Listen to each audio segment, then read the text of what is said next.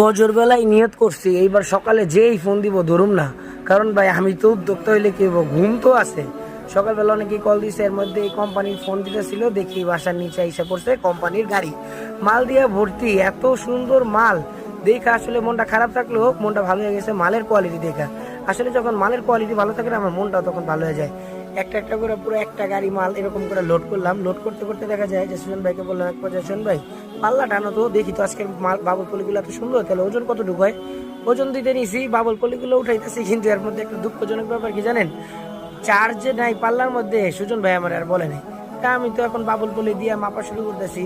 এখন সুজন ভাইয়া বলে না, দেখেন পাল্লার ভিতরে দেওয়া শুরু করছে। তো ঘটনা হচ্ছে আমাকে সুজন ভাই ওজন কত কয় দেখা যায় না, কে কয় চার্জ নেই। আমাকে চার্জ নাই, এটা তো কইবা তো খামাখা কষ্ট করে তুমি আনলা কে, আর আমি কষ্ট করে মালটা দিলাম কে। যাই হোক, আপনার 4 জন মিলে সকাল সকাল মালগুলো উঠাইলাম গোডাউনে। উঠানোর ভিডিওটা করতে পারিনি কারণ কাজ করতেছিলাম। আর দেখেন গোডাউনের অবস্থা, অফিসই মনে করেন ধরতে গেলে, কিসের আর গোডাউন, মাল দিয়া পুরো টাল। আলহামদুলিল্লাহ একটু বলতে পারবো যে সবার মালগুলোই চলে আসছে স্টেট ফার্স্টে, আজকে রাত্রে ইনশাল্লাহ দিয়ে দিব। আসসালামু আলাইকুম ওয়া রাহমাতুল্লাহি ওয়া বারাকাতুহু।